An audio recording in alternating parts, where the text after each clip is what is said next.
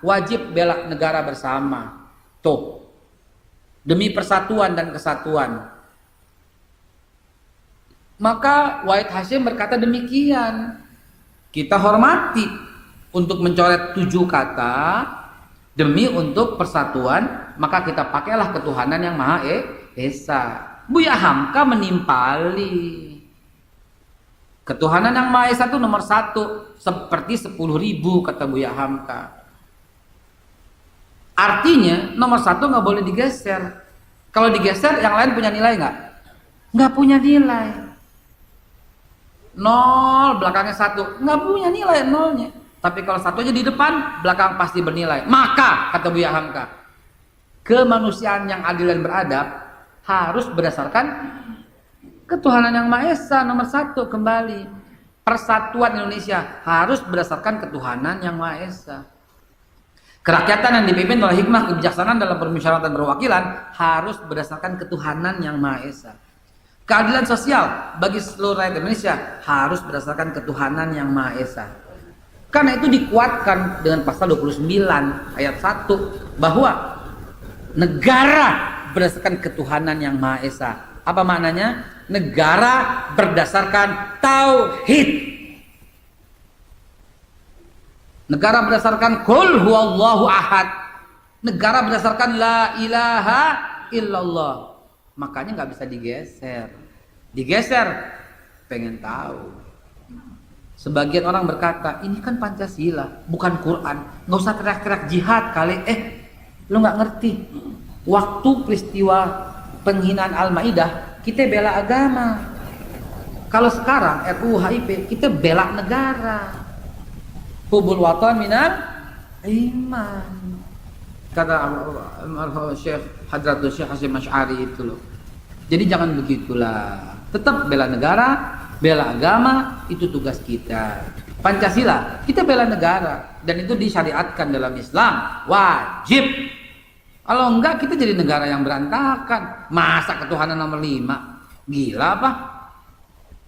Nggak bisa, saudara. Nah, di Yerusalem, balik lagi ya, 636 begitu. Antum bayangin coba.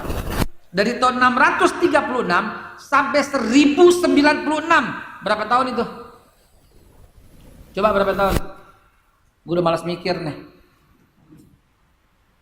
1096 dikurangin 636. 400 berapa? Hampir 400. 636. 390 berapa? Coba kalkulator. 1096 dikurangin 636. 460 tahun tenang damai. Tenang damai, ini mau ngapain? Mau ngapain coba? Udah tenang damai kompak, tiba-tiba ini mau ngapain? Innalillahi wa inna ilaihi raji'un. Kok iseng banget? Kok iseng gitu loh. Kita tuh, saya catat ya, negara-negara ya, negara yang ikut ya. Kalau sekarang Taranto mungkin Kanada, tuh sekarang Armenia itu keadaan, Sisilia itu Italia ikut, Farmandos, apa tuh Farmandos? Ya, negara mana Farmandos? Normandia, Norwegia itu ikut, Inggris ikut, Finlandia ikut, Belgia ikut, apalagi Prancis ikut, Granada ikut, ya itulah negara-negara. Oh ya, Romawi, Roma, Italia ya bagian. Tripoli itu Italia juga. Ini ikut semua dalam perang itu. Kenapa?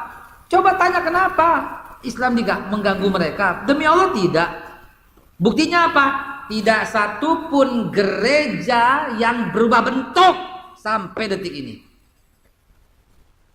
Tidak satu pun.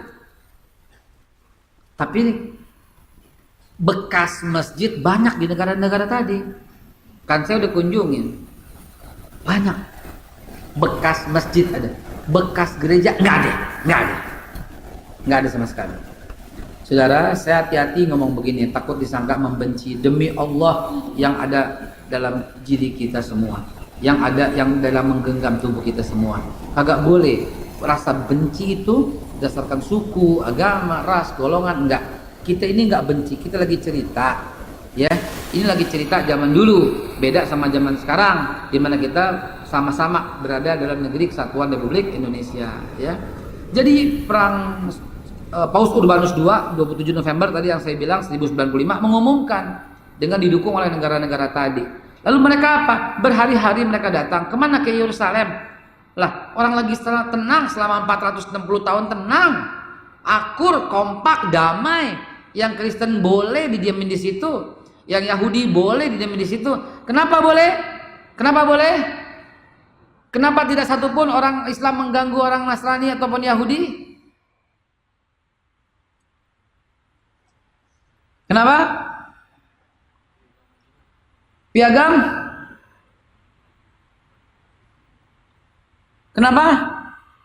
Ada apa yang buat mereka nggak mau ganggu? Kalau piagam Madinah berlaku di Madinah, ini udah beda negara. Walaupun tetap ikut taat sama Rasulullah. Ada perjanjian? Hah? Umar bin Khattab. Yang ngomong siapa tadi itu? Antum ya? Dapat hadiah Quran duluan. Dua-duanya gue kasih lo. Ini Quran yang edisi Indonesia. Ini Quran yang edisi Madinah.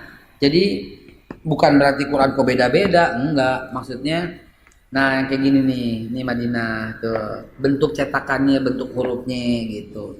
Kalau yang ini warna-warni untuk hafalan tuh. Ini buat hafalan anak-anak kita, buat hafalan. Karena ente jawab, buat ente ada dua-duanya. Yang baru aja. Yang baru wudu, yang baru, masya Allah, dua-duanya. Ya Allah, enak banget loh. Alhamdulillah. Ya. Jadi siapa? Akibat perjanjian apa? Janjian? Oh ya Allah, jawab lagi, kasih lagi Pak, jawab lagi dia Umar bin Khattab, kesian dia dijawab. Nih Bapak ini kasih. Ini kasih dua juga dijawab. Jazakallah. Dua, masya Allah.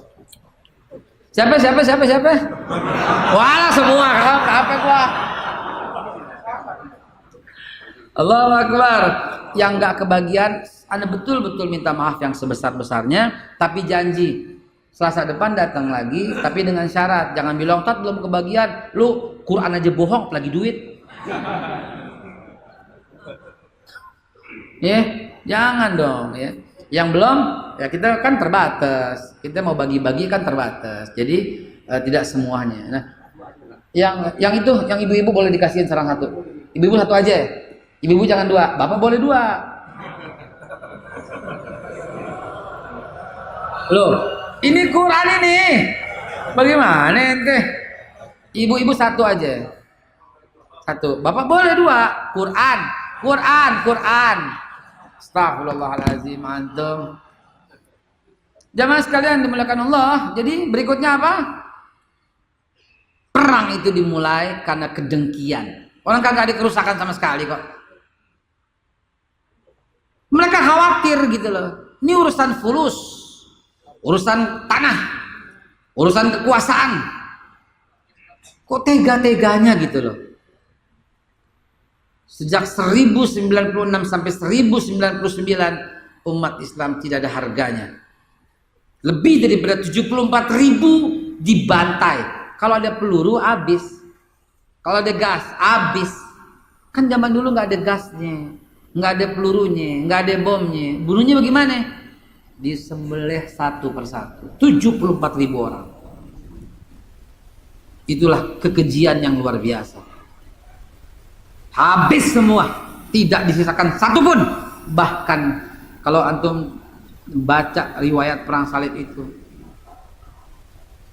ngeri.